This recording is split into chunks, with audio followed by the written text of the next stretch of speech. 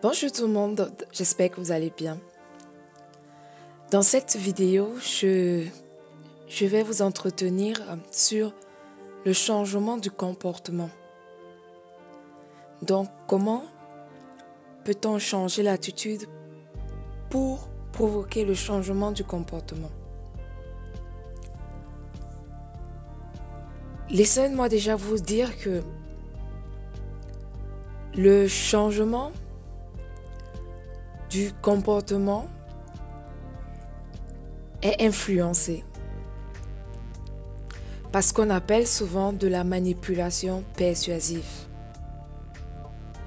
Alors que pour la PNL, le comportement a un sens. En fait, tout comportement a un sens. Ce qui n'est pas le cas pour quelqu'un qui ne pratique pas le développement personnel. Je prends par exemple l'exemple de quelqu'un qui regarde par la fenêtre et qui voit un de ses voisins faire un geste bizarre ou alors qui a un comportement qui pour lui juge être bizarre alors que peut-être pour son voisin il est dans son droit peut-être de danser dans la rue. Il est peut-être heureux. Mais pour le voisin qui regarde par la fenêtre, pour lui, c'est très bizarre. Et il se dit, mon voisin a un comportement bizarre. La PNL, en fait, prend tout contexte et tout fait de manière objective.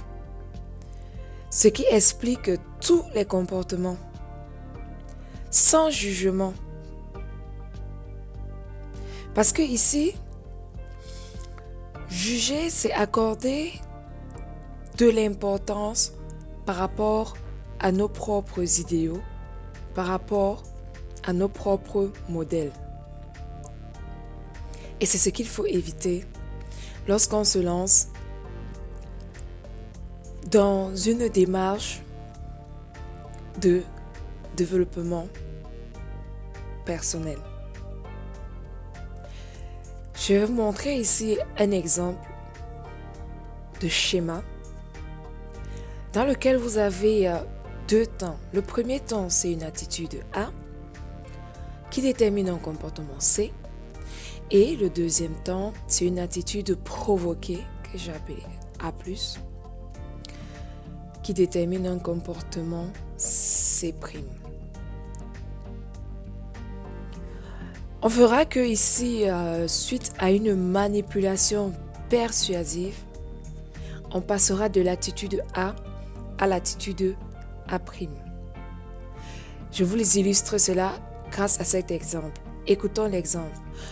Prenons dans le cadre de la sécurité routière deux individus. Nous avons peut-être dans le temps A un individu qui, avec un comportement à risque, va être observé suite à sa conduite dangereuse sur la route.